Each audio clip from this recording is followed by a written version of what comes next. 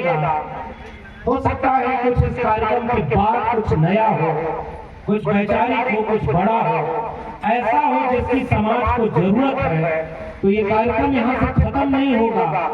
ऐसा हो जाए कि आज से ही एक नए मिशन की शुरुआत हो जाए, जो बिरसा फुले अम्बेडकर पेरियार के विचारों को गांव-गांव पहुंचाने का काम करे। इसीलिए ये महापुरुषों की तस्वीरें यहाँ रखी हुई। हम भी आए तो उन्हीं के सामने नतमस्तक हुए। हमारे दोनों सम्मानित नेतागण भी आए, बड़े भाई दोनों लोग। मैं आप सबको आप भी आइए, बहुत स्वागत है, बहुत धन्यवाद।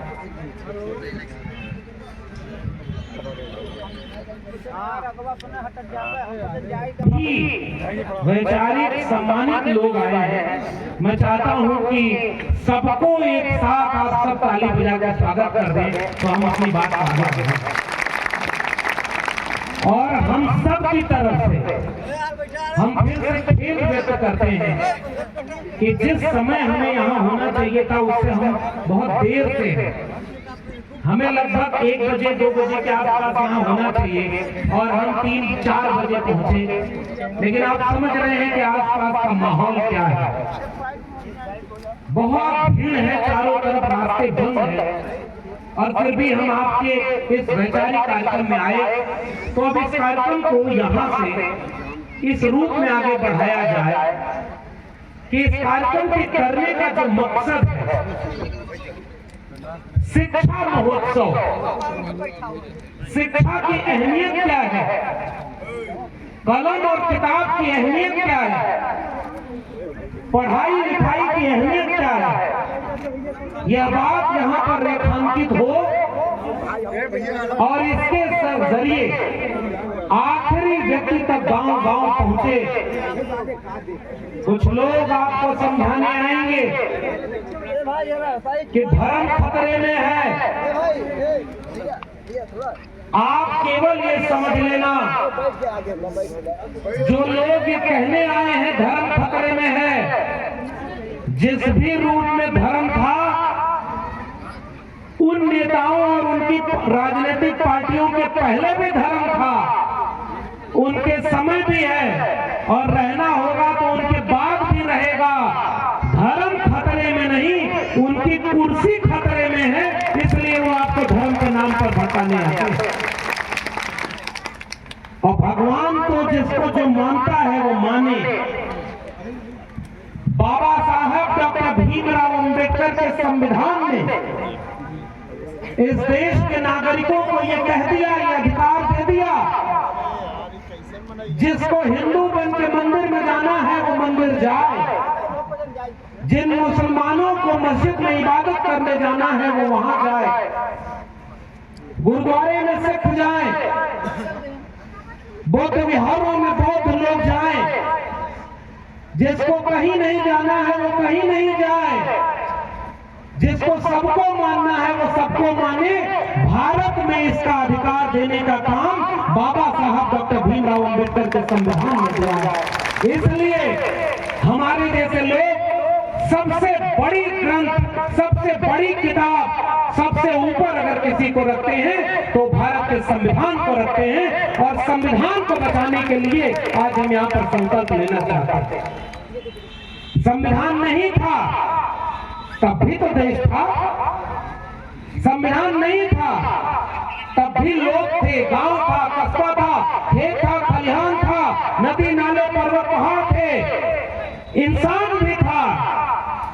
लेकिन जब तक संविधान नहीं था तो पैदा होते ही तय हो जाता था कि किसको शिक्षा मिलेगी और किसको नहीं मिलेगी।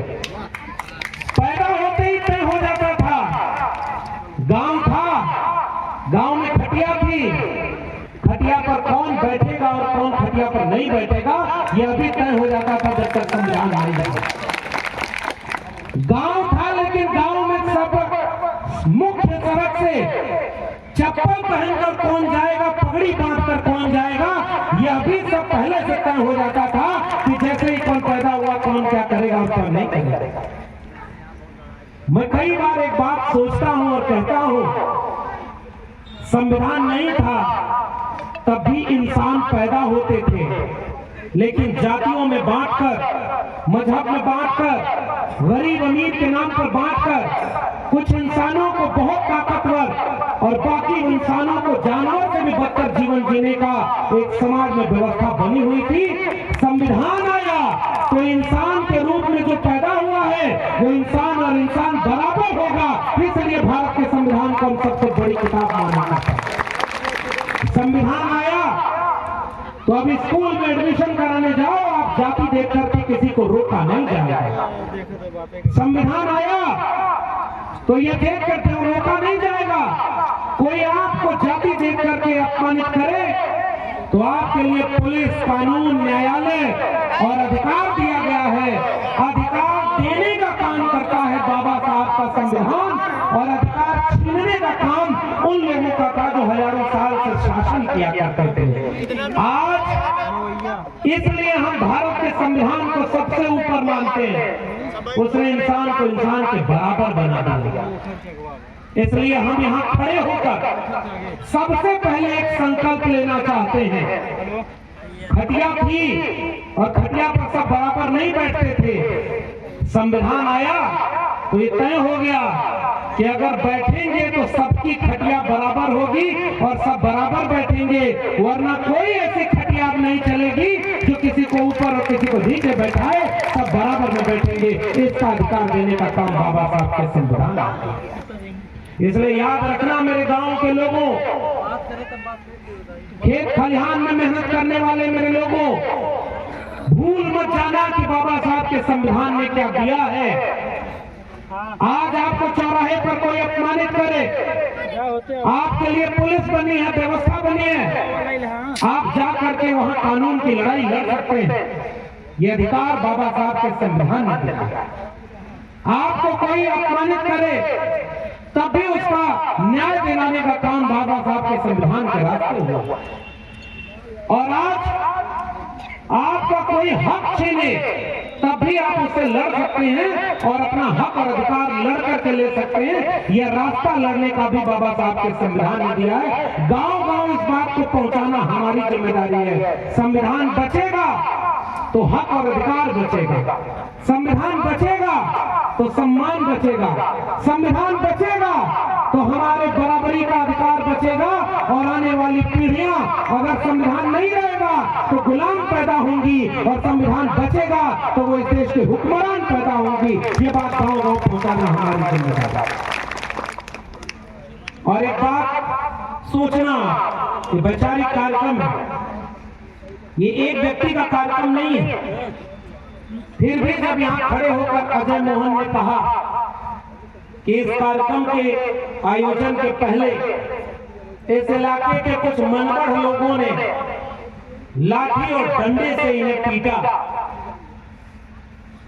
मैं ये सुन के जान के आज सोचता हूं कि संविधान के 75 साल मनाए जा रहे हैं और उत्तर प्रदेश के इलाहाबाद के एक गांव और एक ब्लॉक में समाज के लिए काम करने वाले अजय मोहन कुशवाहा को कोई लाठी डंडे से पीटे। मुझे नहीं पता कि इससे आपको क्या महसूस हुआ होगा। मुझे यही महसूस हुआ कि लगता है जितने महापुरुषों की तस्वीर यहाँ लगी है, अभी इनके सपनों का भारत नहीं बन पाया है। अगर इनके सपनों का भारत बना होता तो ये लाठी अजय मोहन कुशवाहा के ऊपर नहीं थे। इन्होंने तो शायद अभी तक कोई चुनाव भी नहीं लड़ा है, समाज के लिए काम करने की कोशिश कर रहे हैं। और जब उनके पिताजी बोल रहे थे तो मुझे लग रहा था कि कितना सुलझा हुआ एक व्यक्ति संघर्ष करके जो अपने बच्चों को पढ़ाए, गरीबी को अपनी बाधा बेड़ी न माने, उन्होंने एक वैचारिक विरासत अपने अगले पुत्र को सौंपी है। मैं आज केवल अजय मोहन कुशवाहा जी और पिताजी को केवल ये कहना चाहता हूं कि हमारे जितने महापुरुषों की तस्वीर लगी और हमारे हजारों साल के जितने पुराने महापुरुष रहे, ऐसी जाने कितनी कुर्बानी, ऐसा जाने कितने संघर्ष करना पड़ा, बहुत अपमान सहना पड़ा, बहुत जलील होना पड़ा, बहुत अधिकार छीने गए। इनमें से कोई भी न डरने वाला था वाला था, अब अधिकार के लिए लड़ने वाले लोग थे। इसलिए आप जो लड़ाई लड़ रहे हैं, उस लड़ाई में हम भी अपना स्वर मिलाना चाहते हैं कि शिक्षा की इस लड़ाई को, संविधान की इस लड़ाई को आप और ताकत से लड़ाई को मजबूत करिए। और जरा आप गोंदियारा के लोगों, आप पहचानो, मैं यही से बात शुरू कर रहा हूं। मुर्दा समाज वो होता है जिसे अपने हक और अधिकार का पता ही नहीं होता। उसका हक अधिकार छीना जाए और उसे पता ही नहीं चले तो उसे आप जिंदा समाज कहेंगे क्या? जिंदा समाज वो होता है जिसको पता होता है कि कोई हक अधिकार और सम्मान के साथ छेड़खानी न करे। आप पहचानो, वक्त बहुत खराब है। पहचानो कि बिना डरे ईमानदारी से सच के लिए लड़ने वाला आपके आसपास कौन व्यक्ति है, उसकी मदद करो। अगर लड़ सकते हैं आप तो ईमानदारी से लड़ने वाले व्यक्ति के साथ खड़े हो जाइए। इतना तो कर सकते हैं, क्योंकि अकेला जो होगा वो मारा जाएगा। अगर समाज लड़ने को तैयार हो जाए तो कितनों को मारा जाएगा। लड़ने वालों की पहचान करिए, उनके साथ खड़े हो जाइए। अगर खड़े न हो पाए तो 4 लोगों को तैयार करिए जो ईमानदारी से लड़ने का काम कर रहा है, उसका साथ दें। अगर आप 4 लोगों को तैयार भी न कर पाए तो चौराहे पर बैठकर उसके बारे में अच्छी बात करिए, लोगों को जागरूक करिए, बताइए कि आपके बीच की लड़ाई को लड़ने का काम कोई कौन कर रहा है। उस विद्रोही को, उस ताकत को चौराहे और गांव-गांव पहुंचाने का काम करिए। अगर ये भी न कर पाए, आर्थिक मदद करिए, लड़ने वालों को कमजोर मत पड़ने दीजिए। ये मेरा निवेदन और फॉर्मूला देकर जा रहा हूं। इन चारों काम में से अगर एक भी काम मत कर पाओ तो किसी लड़ने वाले का विरोध मत करना। सबसे बड़ा काम ये आपके लिए हो जाएगा, क्योंकि लड़ने वालों का विरोध सबसे पहले घर पर होगा। हम साथ तो दे नहीं पाते। आजकल सब चाहते हैं भगत सिंह पैदा हो, अंबेडकर पैदा हो, हमारे घर में नहीं, पड़ोसी के घर में पैदा हो। हमारा बेटा बेटी तो अच्छी शिक्षा पाकर अच्छी नौकरी पाए और अच्छी जगह पर चले जाए, और लड़ाई लड़ने का काम कौन करेगा? मैं तो 14 साल प्रोफेसर रहा और आज नौकरी नहीं है, इसका अफसोस नहीं है।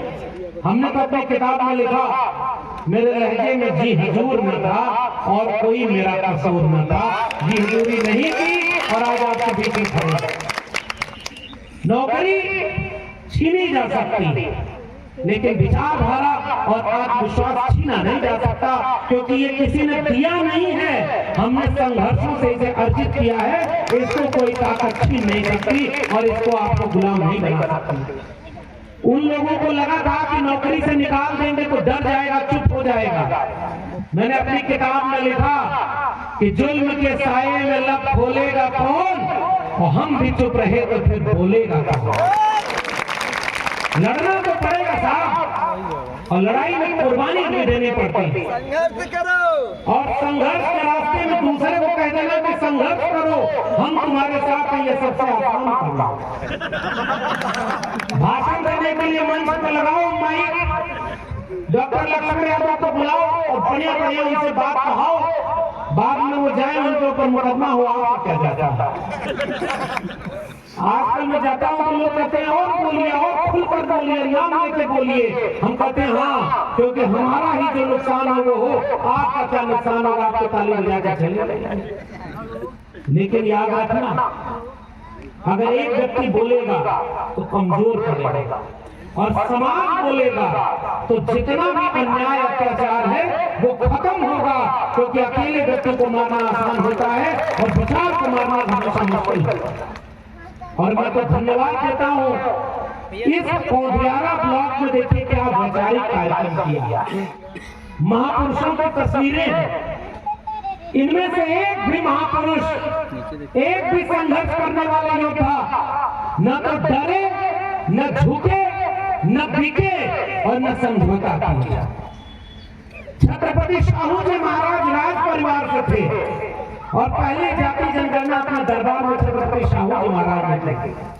जिसकी आबादी हमारे समाज में 3%, 5%, हमारे दरबार में उनकी आबादी 99%, जिनकी आबादी 95-97%, उनकी हमारे दरबार में आबादी कितनी? 72 पदों में से 65 पदों पर एक ही जाति के लोग थे। छत्रपति शाहू जी महाराज के दरबार में पहली जाति जनगणना उन्होंने इस तरह से सार्वजनिक करा करके आरक्षण लागू किया 26 जुलाई 1902। और उन्होंने कहा कि 50% आरक्षण गैर सवर्ण बिरादरियों को मिलेगा। और छत्रपति शाहू जी महाराज ने राजा होने का फर्ज निभाते हुए आरक्षण उन वंचितों शोषितों को अपने दरबार अपने राज्य में देकर के एक नए भारत का ख्वाब रचा था। इसलिए हम छत्रपति शाहू जी महाराज को अपना विचार एक दूसरे राजा थे। राजा कौन होता है? राजा की पहचान देखिए, छत्रपति शिवाजी महाराज। उनकी जाति देकर के कहा गया तलवार के दम में जिसमें दम हो वो राजा है उस जमाने में।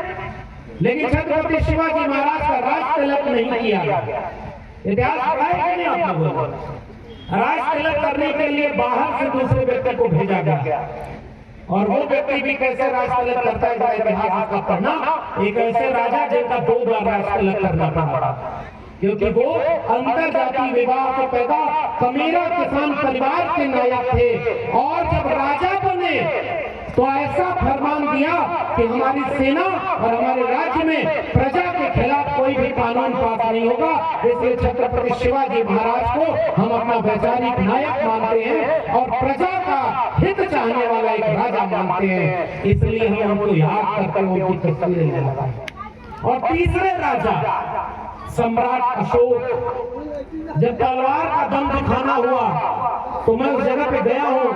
कलिंग में नदी का पानी उसका रंग बदल गया, लेकिन जब तलवार रख करके बुद्धिज्म का परचम हाथ में लिया तो केवल देश नहीं विदेशों तक प्रज्ञाशील, करुणा, सत्य, अहिंसा, प्रेम का पूरे दुनिया में परचम फैलाया। ऐसे राजा गांव में देखा है जहां लोग ताकतवर आदमी जाते हैं पहले खूंटा गाड़ देते थे कि यहाँ का कुल हमार। और सम्राट अशोक ने 84,000 खूंटा गाड़ दिया और इतने बौद्ध स्तूप बनाए। आजकल नया नया सब फैशन चलाए हैं कुछ लोग। यहाँ खुदाई करो इसके नीचे ये है, यहाँ खुदाई करो इसके नीचे ये है। मैं उनसे कहता हूँ बहुत खुदाई करने का मन है तो बड़ा गहरी खुदाई कर देना। सबसे नीचे अगर इस देश में कुछ मिलेगा तो अगर बुद्ध का कोई अवशेष मिलेगा और ये बुद्ध में भारत में बना हुआ। इन महापुरुषों का इतिहास इसलिए पढ़ाया जाता है क्योंकि उन्होंने लड़ाई लड़ी थी ज्योतिबा फूले ने। और आज का जो कार्यक्रम में किया जा रहा है 1 नेशन 1 एजुकेशन, इससे बड़ा और इससे जरूरी कार्यक्रम आज के तारीख में दूसरा कोई नहीं हो सकता। क्योंकि लोग हथियारों से जंग लड़ते हैं, हथियार से लड़कर आप अपने बराबर या अपने कमजोर वाले को ही हरा सकते हैं सामान्य तौर पर। लेकिन आज इस देश और दुनिया का सबसे बड़ा हथियार कोई है तो उस हथियार का नाम है कलम और किताब। कलम और किताब से बड़ा ताकतवर चीज दुनिया में आज के तारीख में कोई नहीं। इसलिए मैं इस कार्यक्रम को कहता हूँ 1 नेशन 1 एजुकेशन। इस कार्यक्रम की गांव-गांव जरूरत। और मैं सोचता हूँ कि महात्मा ज्योतिबा फूले और सावित्रीबाई फूले स्कूल खोलना चाहते थे, ऐसा ही कोई जुनूनी काम करना चाहते थे। और ये जितना माला आप लोगों ने पहनाया है, जितना स्वागत किया है, जितना ये कार्यक्रम किया है, उसमें से जितना बड़ा हिस्सा इस कार्यक्रम का आगे साथ लेकर लौटेंगे तो वो है विचार। गांव-गांव इस बात को बताना, जाति देखकर अछूत बच्चों को शिक्षा नहीं दी जाती थी, लड़कियों को पढ़ने का अधिकार ही नहीं था। और 1948 में 3 जनवरी को जब पहला स्कूल खोला, माता सावित्रीबाई फूले ने, ज्योतिबा फूले ने, कुछ लोग गए और ज्योतिबा फूले के पिताजी को समझा दिया आपका बेटा धर्म के विरोध में काम कर रहा है। अब ये कार्यक्रम हो रहा है तो ऐसी जगह पर हो रहा है, ऐसे समय हो रहा है कि यहाँ इस समय पूरा वही वातावरण है। लेकिन उनके बारे में हम कोई टिप्पणी करना नहीं चाहते। हम अपनी वैचारिक बात आपको बताना चाहते हैं। अपनी लकीर बड़ी कर दीजिए, दूसरे की लकीर मिटाने की कोई जरूरत नहीं। अपनी विचारधारा को, अपने महापुरुषों को गांव-गांव पहुंचाइए, वरना लोग मोक्ष पाने के लिए उधर चले जाएंगे, बिल कुछ और हो जाएगा। और सुनते हैं इलाहाबाद में बहुत खराब स्थिति है, सच छिपाया जा रहा है, सच पर पर्दा डाला जा रहा है, मीडिया को मैनेज करके तमाशा बनाया जा रहा है। जैसे लग रहा है कि पहले कुछ होता ही नहीं था, कभी हो रहा है। 2014 के पहले न सूरज उगता था, न धरती थी, न हवा थी, न पानी थी, न पेड़ था, सब 2014 में हुआ। और उत्तर प्रदेश में जैसे लगता है सब 2017 में हुआ, उसके पहले कुछ था ही नहीं। कुछ लोग सो जाते हैं देर तक तो उनको लगता है कि हम भी जागे नहीं, में सूरज उगा ही नहीं होगा। सूरज का काम उगना है। ऐसे लोगों को समझाना हमारा काम है कि तुम नहीं थे तब भी धरती थी, तुम नहीं रहोगे तब भी धरती रहेगी। ऐसा काम करके जाओ कि लोग तुम्हें याद करें। महात्मा कबीर को मैं अपना नायक मानता हूँ। महात्मा कबीर ने क्या लाइन लिखी है, कबीरा इस संसार में भांति भांति के लोग। महात्मा कबीर ने क्या लिखा है कि कबीर आए जगत में हम रोए, जग हंसे हम रोए, ऐसी करनी कर चलो तुम हंसो और जग रोए। आप पैदा होता है बच्चा तो वो बच्चा रोता है, बाकी पूरा परिवार खुश होता है। ऐसा काम करके जाओ कि जब चलो तो आप खुश रहो कि आपने अपनी जिंदगी का पूरा कर्जा निभाया है और लोग आपकी याद में आंसू बहाएं। ये महापुरुष वो हैं जिनको आज भी लोग याद करते हैं। इसलिए अगर कुछ करना है तो ऐसे महापुरुषों को विचार पहुंचाना है। क्या कहा महात्मा फूले और ज्योतिबा फूले, सावित्रीबाई फूले को स्कूल खोलने से रोक दिया। दो पत्थर, 2 साड़ी लेकर जाती थी, पत्थर फेंकते थे, मैला फेंकते थे। शिक्षा मत दो बच्चों को, स्कूल मत खोलो।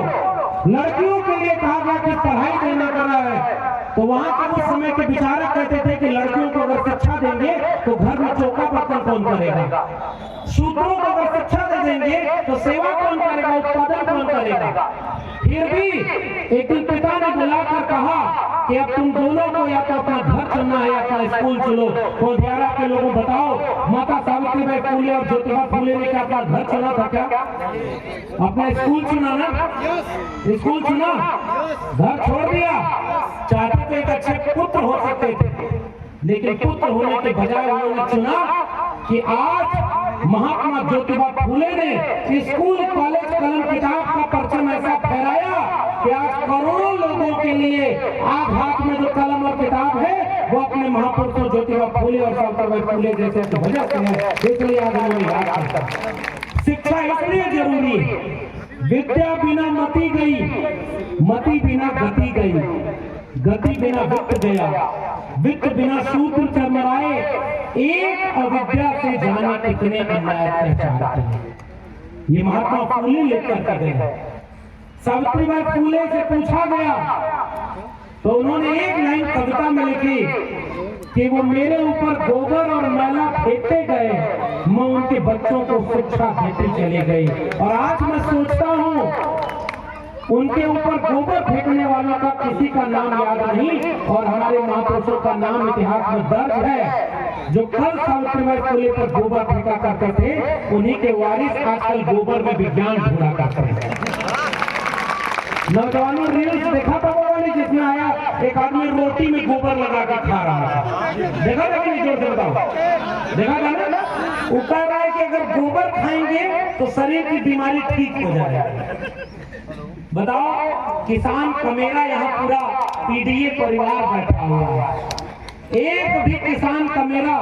कम पढ़े लिखे थे हमारे पूर्वज, कम पढ़े लिखे थे, कम विज्ञान तकनीक जानते थे, फिर भी इतने तो समझते थे कि गोबर इंसान के खाने की चीज नहीं है। खेत में डालो, अनाज पैदा करो और अनाज पैदा करके इंसान का पेट भरो। आज वो हमें पुरखों पर बड़ा नाज होता है। गाय का बछड़ा भी पता है कि इसको क्या पीना है, लेकिन आजकल कुछ लोग हैं, मैं नाम किसी का नहीं लेता हूं, आप जानते हैं। यहाँ नाम अगर किसी का लिया जाएगा तो बिरसा, फूले, अंबेडकर, पेरियार का नाम लिया जाएगा, और किसी का नाम लेने को हम उसको लायक नहीं समझते। यहाँ हम केवल अपने विचारधारा की बात करते हैं, लेकिन कई बार अपने गांव के लोगों को समझाना पड़ता है, क्योंकि हमारे ही लोगों को भटका देता है कोई आकर करके। और कहता है कि भैया धर्म खतरे में है। मैं आपसे कहते जा रहा हूं, धर्म खतरे में नहीं है, बाबा साहब का संविधान खतरे में है। संविधान को बचाने के लिए एकजुट हो जाना, ये आज के जरूरत की सबसे बड़ी जरूरत है। और शिक्षा रहेगी तभी आपको आने वाली पीढ़ी समझ में पाएगी कि गोबर खाने वाली चीज नहीं। मैं विश्वविद्यालय का प्रोफेसर रहा, 14 साल प्रोफेसर रहा। मेरी किताब भी कुछ लोगों ने मंगाई। अजय मोहन जी ने कहा कि आप अपनी किताब भी ले आइएगा, कभी मौका मिले मन करे तो पढ़िएगा। हम जब इलाहाबाद में यूनिवर्सिटी टॉप किए, हमारे बहुत सारे लोग इलाहाबाद यूनिवर्सिटी के बैठे हुए हैं, हमारे प्रोफेसर साहब और वो साहब तो वही विधायक जी भी इलाहाबाद विश्वविद्यालय, और उस समय के लोगों के लिए सबसे बड़ा शिक्षा का केंद्र यही था। हमारे भी घर में हमारी माँ ने एक छोटी सी गठरी बांध करके भेज दिया कि जाओ बेटा पढ़ाई करना।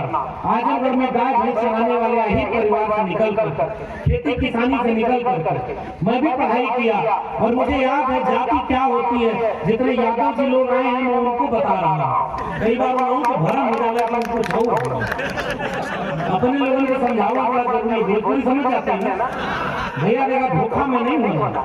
हमको पढ़ाने वाले प्रोफेसर ने कहा हीरो के बच्चे गाय भैंस चलाना छोड़कर यूनिवर्सिटी टॉप करेंगे तो हमारे बच्चे कहां जाएंगे।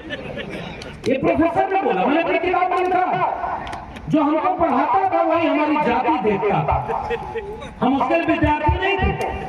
और जातिवाद ऐसा उनके मन में भरा था कि वो शिक्षा भी इस तरह से देते थे। मुझे याद आता है बाबा साहब डॉक्टर अम्बेडकर का भी जीवन, और अपनी बेटी को वीजा, अभी उनकी नई किताब आई है, कभी मौका मिले तो पढ़िएगा। बाबा साहब डॉक्टर अम्बेडकर के पिता चूंकि नौकरी में थे, पैदा हुआ तो एडमिशन तो मिल गया स्कूल में, लेकिन सबसे पीछे बिठाया जाता था। बाबा साहब ने कहा कि एक दिन में जैसे सारे बच्चे पानी पीते थे, मैं वो पानी पीने चला गया, तो मुझे बाकी बच्चों ने ढकेल दिया। मैं घर आकर सोचा कि ये पानी भी हमको क्यों नहीं पीने देते जिससे सब पीते हैं। माँ ने समझाया कि आपके हमारी जाति के लोगों को अछूत मानते हैं वो लोग। विद्यालय में, स्कूल में भेदभाव होता था, मास्टर स्कूल के बाहर बिठा देता था। अपनी किताब बेटी पर वीजा में बाबा साहब डॉक्टर अम्बेडकर लिखते हैं, और उस पर एक फिल्म भी बनी है। एक दिन घर आके पूछते हैं कि हमारे साथ ये भेदभाव